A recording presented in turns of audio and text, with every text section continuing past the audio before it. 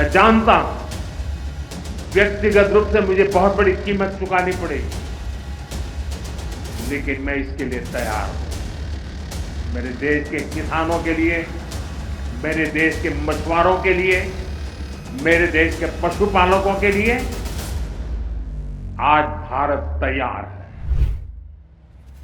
अमेरिकी राष्ट्रपति Donald Trump ने 6 अगस्त को भारत पर 25% एक्स्ट्रा टैरिफ लगाने का ऐलान कर दिया।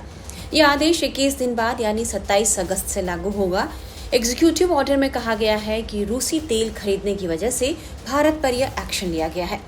इससे पहले ट्रंप ने 30 जुलाई को भारत पर 25% टैरिफ का ऐलान किया था। अब भारत पर कुल 50% टैरिफ लगेगा। भारतीय विदेश मंत्रालय ने इस कार्रवाई को गलत बताया है। वहीं अमेरिका की तरफ से भारत पर लगाए गए 50% टैरिफ के बीच प्रधानमंत्री नरेंद्र मोदी ने गुरुवार को नई दिल्ली स्थित पूसा परिसर में MS स्वामीनाथन शताब्दी अंतर्राष्ट्रीय सम्मेलन का उद्घाटन करते हुए ऐसा बयान दिया जिसे वैश्विक मंच पर अमेरिका को दिए गए एक मजबूत संदेश के रूप में देखा जा रहा है। पीएम मोदी ने साफ कहा कि भारत किसानों, मछुआरों और डेयरी किसानों के हितों से कभी समझौता नहीं करेगा, चाहे इसके लिए व्यक्तिगत रूप से मुझे कोई कीमत क्यों न चुकानी पड़े। मैं इसके लिए तैयार हूँ। हालांकि पीएम मोदी ने ट्रंप या अमेरिका का नाम नहीं लिया, लेकिन उन्होंने जो कुछ भी कहा उसका सीधा मतलब अमेरिका को दिए गए संदेश से ही निकाला जा रहा है। पीएम मोदी ने क्या कहा है, आइए हम आपको उनका पूरा बयान सुनाते हैं। आज भारतीय कृषि जिस ऊंचाई पर है वो देखकर डॉक्टर स्वामीनाथन जहां भी होंगे उन्हें गर्व होता होगा। आज भारत दूध, दाल और जूट के प्रोडक्शन में नंबर 1 है। आज भारत चावल, गेहूं, कपास, फल और सब्जी के उत्पादन में नंबर 2 पर है।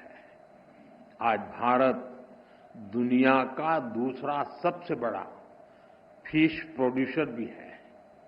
पिछले साल भारत ने अब तक का सबसे ज्यादा फूड ग्रेन प्रोडक्शन किया है। ऑयल सीड्स में भी हम रिकॉर्ड बना रहे हैं। सोयाबीन, सरसों, मूंगफली सभी का उत्पादन रिकॉर्ड स्तर पर बढ़ा है। साथियों, हमारे लिए अपने किसानों का हित सर्वोच्च प्राथमिकता है।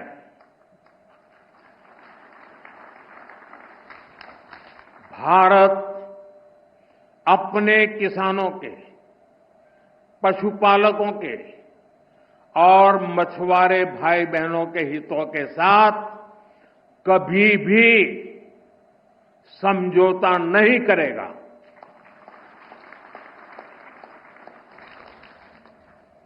और मैं जानता हूं व्यक्तिगत रूप से मुझे बहुत बड़ी कीमत चुकानी पड़ेगी, लेकिन मैं इसके लिए तैयार हूं। मेरे देश के किसानों के लिए, मेरे देश के मछुआरों के लिए, मेरे देश के पशुपालकों के लिए आज भारत तैयार है।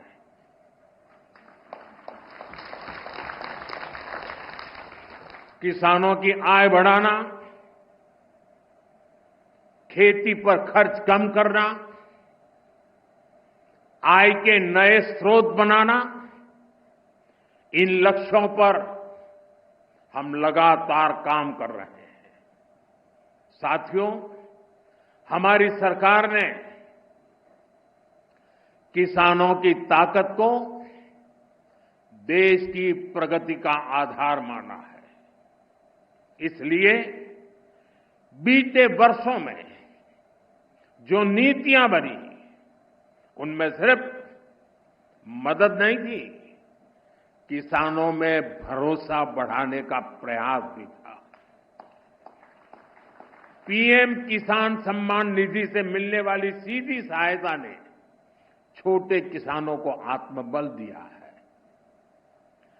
पीएम फसल बीमा योजना ने किसानों को जोखिम से सुरक्षा दी है। सिंचाई से जुड़ी समस्याओं को पीएम कृषि सिंचाई योजना के माध्यम से दूर किया गया है। 10,000 एफपीओस के निर्माण ने छोटे किसानों की संगठित शक्ति बढ़ाई है। कोऑपरेटिव्स और सेल्फ हेल्प ग्रुप्स को आर्थिक मदद ने ग्रामीण अर्थव्यवस्था को नई गति दी है। ई नाम की वजह से किसानों को अपनी उपज बेचने की आसानी हुई है। पीएम किसान संपदा योजना ने नई फूड प्रोसेसिंग यूनिट्स भंडारण के अभियान को भी गति दी है। हाल ही में पीएम धन धान्य योजना को भी मंजूरी दी गई है। इसके तहत उन 100 डिस्ट्रिक्ट को चुना गया है जहां खेती पिछड़ी रही। यहां सुविधाएं पहुंचाकर किसानों को आर्थिक मदद देकर खेती में नया भरोसा पैदा किया जा रहा है। साथियों, 21वीं सदी का भारत विकसित होने के लिए पूरी जी जान से जुटा है और ये लक्ष्य हर वर्ग, हर प्रोफेशन के योगदान से ही हासिल होगा। डॉक्टर स्वामीनाथन से प्रेरणा लेते हुए अब देश के वैज्ञानिकों के पास एक बार फिर इतिहास रचने का मौका है। पिछली पीढ़ी के वैज्ञानिकों ने फूड सिक्योरिटी सुनिश्चित की। अब न्यूट्रिशनल सिक्योरिटी पर फोकस करने की आवश्यकता है। हमें बायो फोर्टिफाइड और न्यूट्रिशन से भरपूर फसलों को व्यापक स्तर पर बढ़ाना होगा ताकि लोगों का स्वास्थ्य बेहतर हो, केमिकल का उपयोग कम हो, नेचुरल फार्मिंग को बढ़ावा मिले। इसके लिए हमें अधिक तत्परता दिखानी होगी। साथियों, क्लाइमेट चेंज से जुड़ी चुनौतियों से आप भली भांति परिचित हैं। हमें क्लाइमेट रेजिलिएंट क्रॉप्स की ज्यादा से ज्यादा वैरायटीज को विकसित करना होगा। ड्राउट टॉलरेंट, हीट रेजिस्टेंट और फ्लड एडेप्टिव फसलों पर फोकस करना होगा। फसल चक्र कैसे बदला जाए, किस मिट्टी के लिए क्या उपयुक्त है, उस पर अधिक रिसर्च होनी चाहिए। इसके साथ ही हमें सस्ते सॉइल टेस्टिंग टूल्स और न्यूट्रिएंट मैनेजमेंट के तरीके से उसको भी विकसित करने की आवश्यकता है। साथियों, हमें सोलर पावर्ड माइक्रो इरिगेशन की दिशा में और ज्यादा काम करने की आवश्यकता है। ड्रिप सिस्टम और प्रिसिशन इरिगेशन को हमें ज्यादा व्यापक और असरदार बनाना होगा। क्या हम सैटेलाइट डेटा, एआई और मशीन लर्निंग को जोड़ सकते हैं? क्या हम ऐसा सिस्टम बना सकते हैं जो उपज का पूर्वानुमान दे सके, कीटों की निगरानी कर सके और बुआई के लिए गाइड कर सके? क्या हर जिले में ऐसा real time decision support system पहुंचाया जा सकता है? आप सभी एग्रीटेक स्टार्टअप्स को भी निरंतर गाइड करते रहिए। आज बड़ी संख्या में इनोवेटिव युवा खेती की समस्याओं का समाधान निकालने में जुटे हैं। अगर आप जो अनुभवी लोग हैं, आप अगर लोग उन्हें गाइड करेंगे तो उनके बनाए प्रोडक्ट ज्यादा प्रभावशाली होंगे और यूजर फ्रेंडली होंगे। साथियों, हमारे किसान और हमारे किसान समुदायों के पास पारंपरिक ज्ञान का खजाना है। ट्रेडिशनल इंडियन एग्रीकल्चरल प्रैक्टिसेस और मॉडर्न साइंस को जोड़कर एक होलिस्टिक नॉलेज बेस तैयार किया जा सकता है। क्रॉप डाइवर्सिफिकेशन भी आज एक नेशनल प्रायोरिटी है। हमें अपने किसानों को बताना होगा कि इसका क्या महत्व है। हमें समझाना होगा कि इससे क्या फायदे होंगे।